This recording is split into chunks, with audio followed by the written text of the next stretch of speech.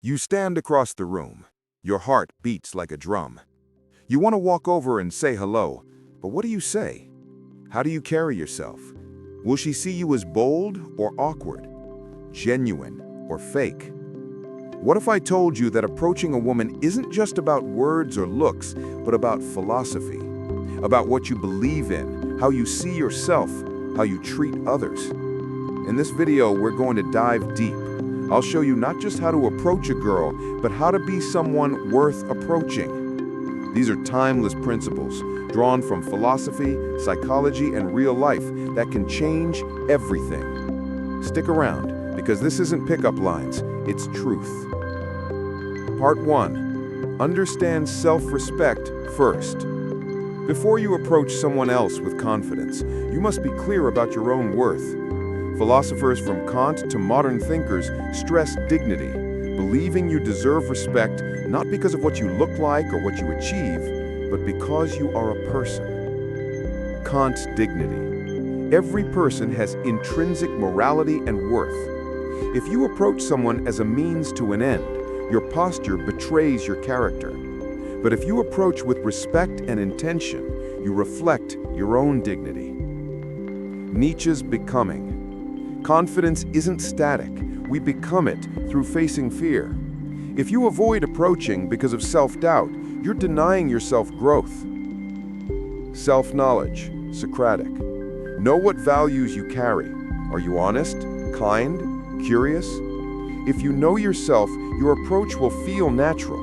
If you don't, you'll mimic others or rely on external validation, and that tension shows. So, before you approach a girl, ask yourself, am I comfortable being rejected? Am I treating her as a whole person, not a prize? Am I coming from authenticity or a false mask? Part 2. What women really see, psychology and empathy. Let's talk about what matters from her perspective.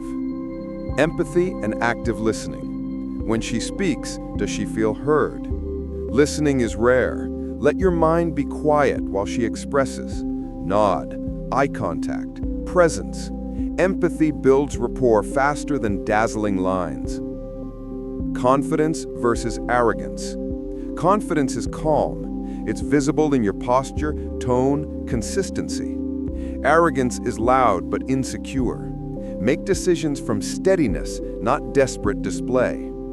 Philosophically, Aristotle's golden mean. Confidence without arrogance. Integrity of character. Honesty matters. If you promise something, mean it. If you joke, don't mislead. Even small lightness should come from a place of integrity. This gets noticed, even if silently. Emotional intelligence, EQ. Recognizing her moods, reading her cues. If she looks uncomfortable, adjust. If she smiles, continue. Emotion literacy is more powerful than perfect lines. Purpose over flattery. Compliments are fine, but what's behind them? Are you trying to flatter for gain, or share something true you'll appreciate? Women often sense authenticity versus motive. Better to say, I love your perspective on X, than you're beautiful. Not that beauty matters, but sincerity matters more. Part 3. Philosophical rules to guide you. Here are philosophical rules to internalize before you approach. Rule 1.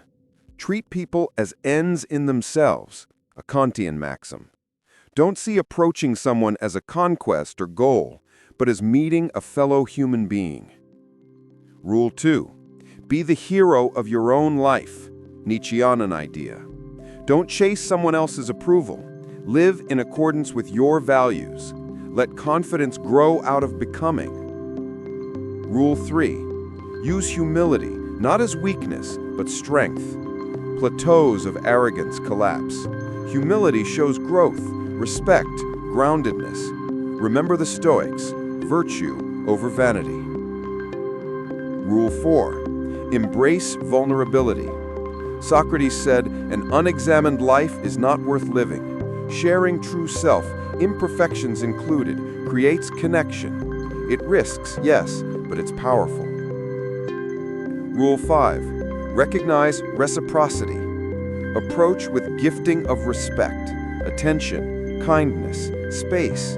Don't expect everything. Give value freely. Philosophy of friendship, ethics of reciprocity. Part 4. Real-life stories and psychological insights. To make these principles real, let's see how they apply. Story: the shy student and the bold truth. A man sits in class, too nervous to talk. He reads philosophy, Marcus Aurelius, Epictetus, about internal strength. One day, he approaches a girl not to win her over, but because he respects her voice. He says, "I appreciated what you said about justice in class." It's small, but she smiles. He feels seen. Confidence builds. Research on first impressions. Research in social psychology shows that we make judgments fast, within seconds. Posture, tone, eye contact influence impressions massively. But also, authenticity trumps perfection. Studies show people are more forgiving towards someone genuine than someone rehearsed. Sense of internal narrative. Something like Carol Dweck's growth mindset. If you believe you're fixed, you approach with fear. If you believe you can grow, rejection becomes lesson rather than wound. That shift changes everything. Part 6. Practical pre-approach checklist. Here's your checklist to run through before walking up. Mindset check. Am I calm? Am I coming from respect, not desire? Self-image check. Am I reasonably presentable? Clothing, hygiene, but not perfection. Enough self-respect shows. Intent check. What do I want? Conversation, understanding, not validation. Situational check. Is she open, relaxed? Social context matters. Loud club, quiet book cafe? Adjust. Opening line with honesty. Something simple like, "Hi, I saw you reading book. I love that book." Or something tied to the context. Avoid cheesy lines. Be genuine. Exit gracefully if needed. If she seems uninterested or busy, say, "Nice meeting you," and leave. Always leave with dignity. Part 6. Dealing with rejection, growth, and persistence. Rejection happens. That doesn't devalue you. Philosophical reframing. Stoics say external events are out of your control. What you control is your response. When you fail, reflect. What did I learn? Which principle did I neglect? Persistence isn't repeated lines. It's commitment to self-growth. Over time, each attempt, each reflection builds quiet confidence. From self-doubt to self-respect isn't a line. It's a path. It involves philosophy, psychology, integrity, vulnerability.